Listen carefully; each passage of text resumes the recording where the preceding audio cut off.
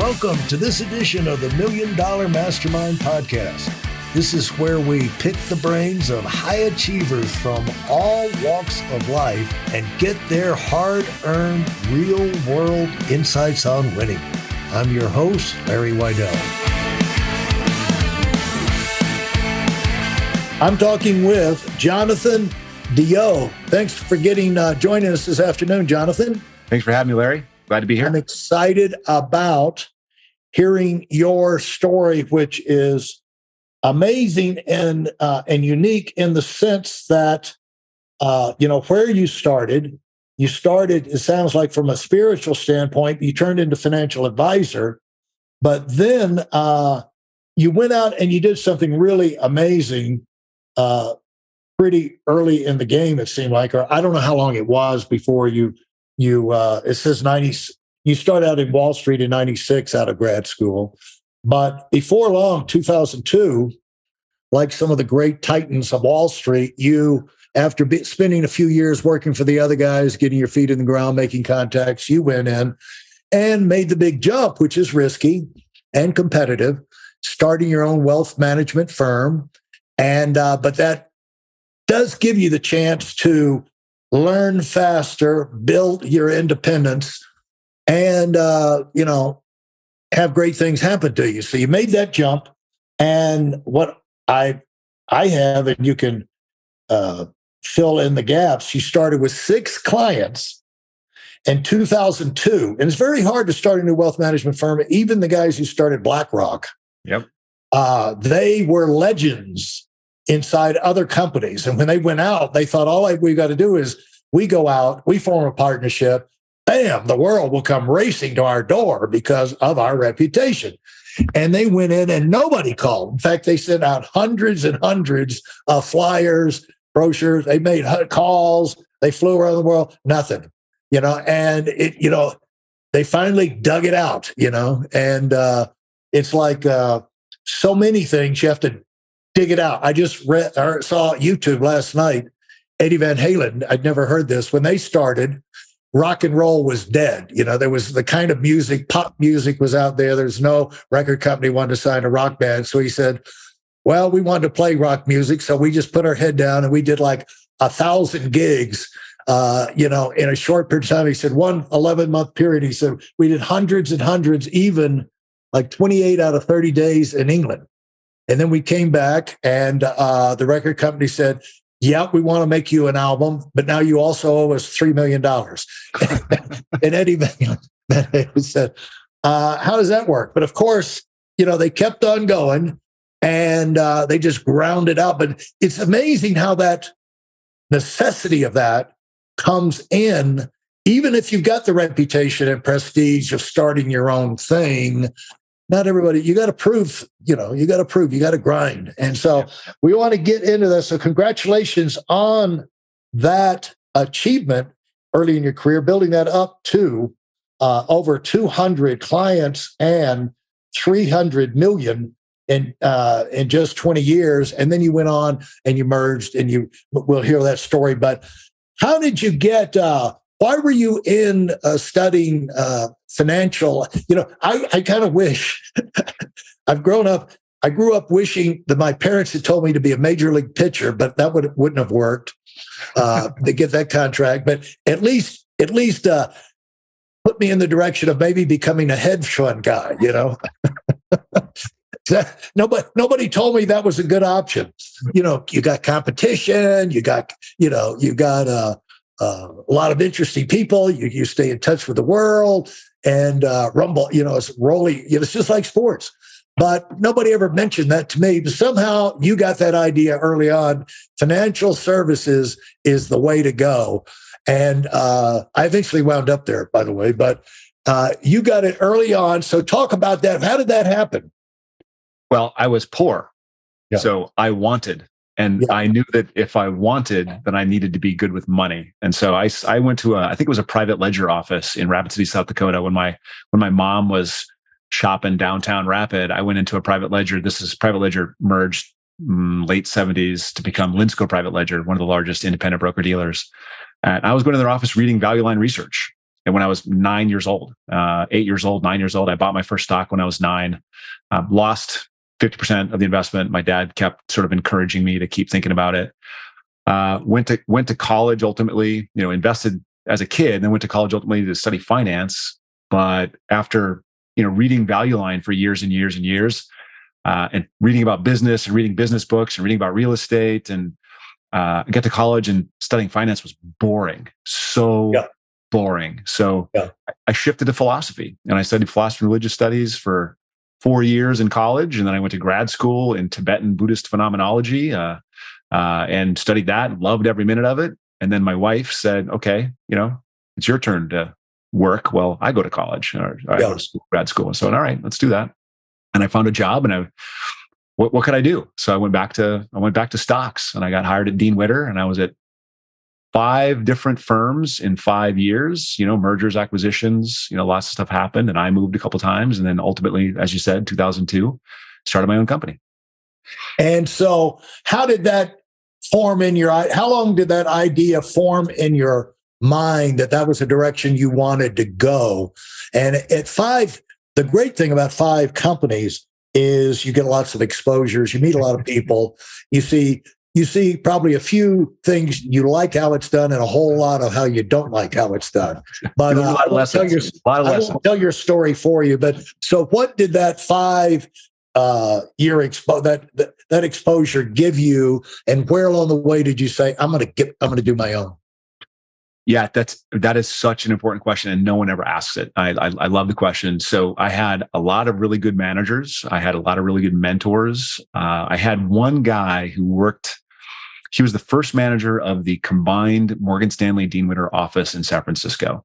And I think we called him the Iceman. I don't remember what his name was. We called him the Iceman. And he, as a young broker, he would call me into his office and he would say, okay, Jonathan, what I want you to do is I want you to dial this number, tell him to hold on for me. That was my job. Like, I had to dial this guy's number, tell him to hold on, hold for Jim. That's his name. Hold for Jim, hold for Jim, hold for Jim. I do that for like 4 hours. Then I go and study my text to get my exams done. Right.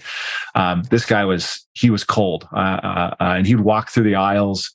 I remember him walking through the aisles of the office saying, okay, we've got this much product. We got to move it, call your clients and get this stuff done and get this stuff done. So it was all product pushing. It was all sales and stuff. And, so I learned that at a couple firms. I learned a lesson about the protection of their best salespeople, regardless of the ethical nature of their jobs. They pull out all the lawyers to protect the guy that's selling the most widgets. And I got grossed out pretty quickly, but I had a guy named Ernie Guzman, and Ernie was probably the most important mentor in my early career. And he said, the thing about this business, Jonathan, is there's lots of ways to do it. You can do it your way. And so I started just focusing on financial planning. I quit selling product. I quit trying to get the 5 to 6, 7% commissions. I just, let's do some planning. Let's build a balanced portfolio. Let me look at your whole life. Let's think about this in a big picture. I love that. But that's not how you get paid. That's not how you got paid, 25 years ago on Wall Street. So I ended up saying the only way I can do this, really serve the master, which is the client, not the firm, is to start my own company. That's really the instigation for it. Well, I got exposed to that aspect early on, kind of indirectly, when we were in a financial planning company for middle income people. Later became, and I'm not supposed to say that because of the lawyers, but so this would be like a needle in a haystack. So if they actually find that, I'm going to give them a jar of jelly beans. I said, I did that as a test to see if you could find it. But it's not that I don't mention it on here a lot, because not that I'm not proud of it. It's just that the lawyers, And so what happened is we moved up. We said, we want to participate in our success. Let's get a reinsurance company. And so the guy that we credited as being the founder, we kind of all did it as a cooperative. But anyway, the guy who was in charge, he goes to New York and to raise money with the investment bankers.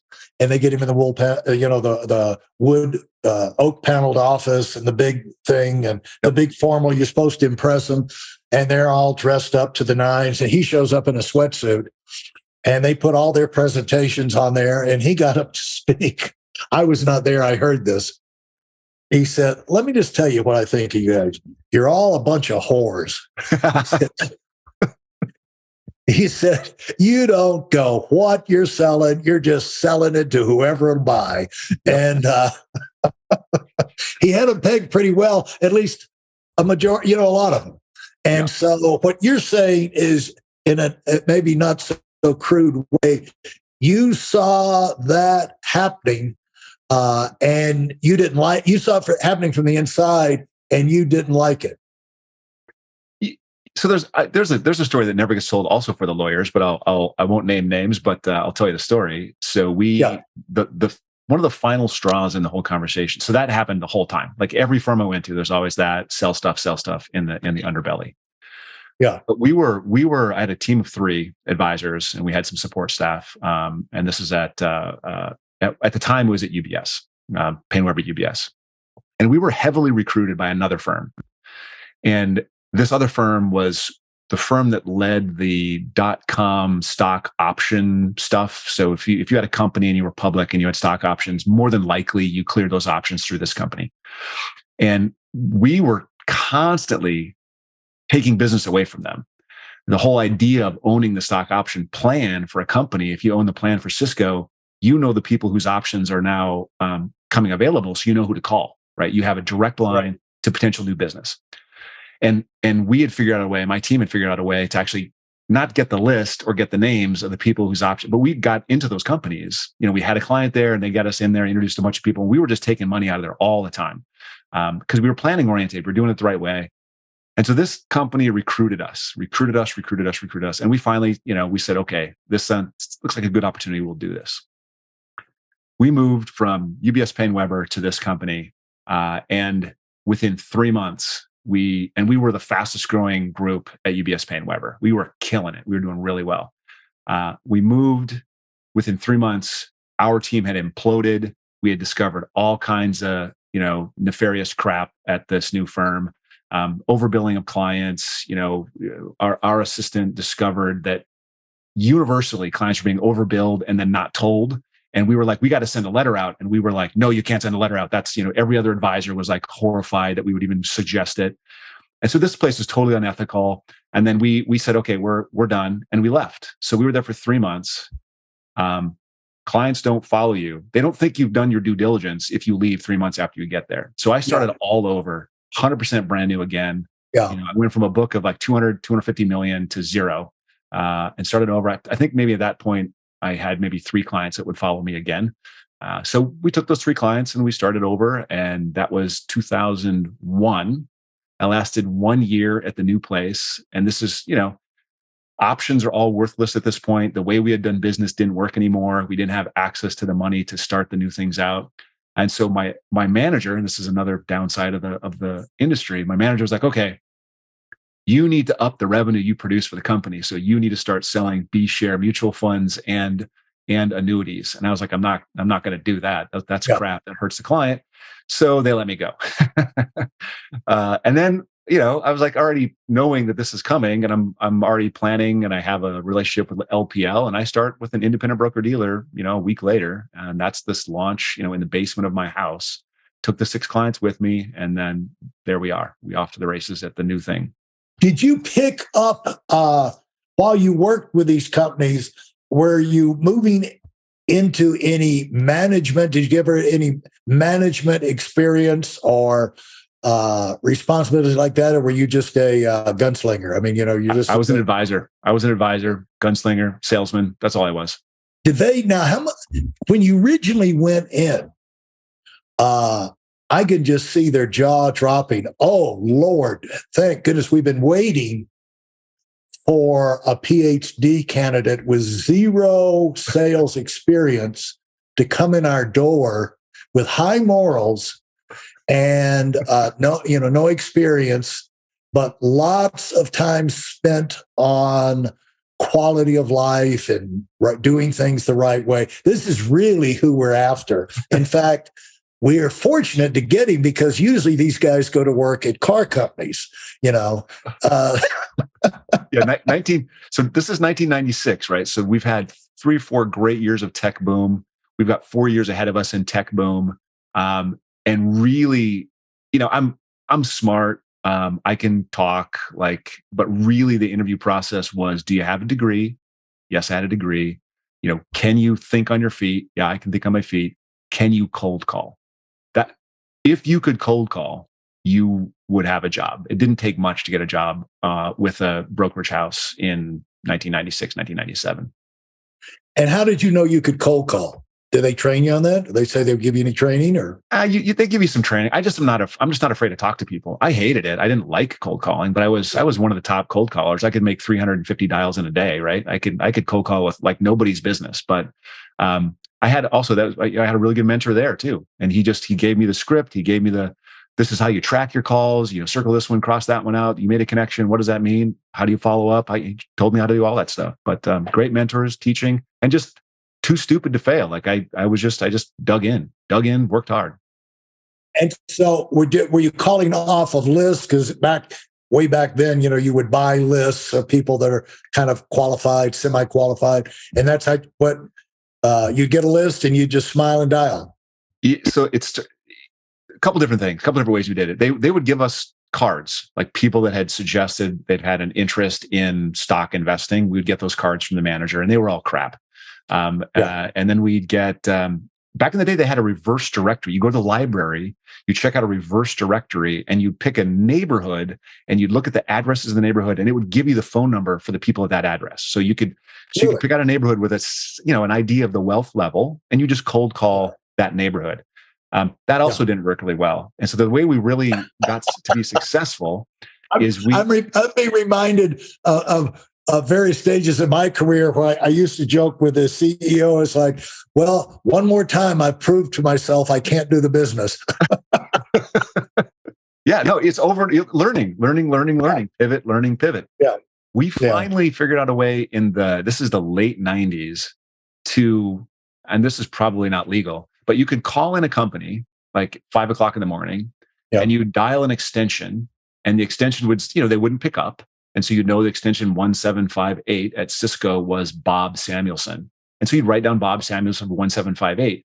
And if you hit pound, it sends you back so you could dial a different extension. So then you dial 1759, that's Sammy Davis. And so you'd hit pound and you go back into 1780.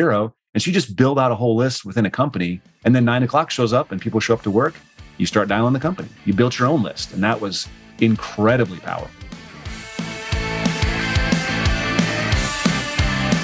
Thanks for listening to the Million Dollar Mastermind. If you felt there were any valuable takeaways from this episode, please take a minute and leave us a 5-star review. Your feedback is important and really helps us get the word out to a wider audience. Remember, we have a valuable webinar that is absolutely free. Register for it right now at weidelonwinning.com. Thanks for listening.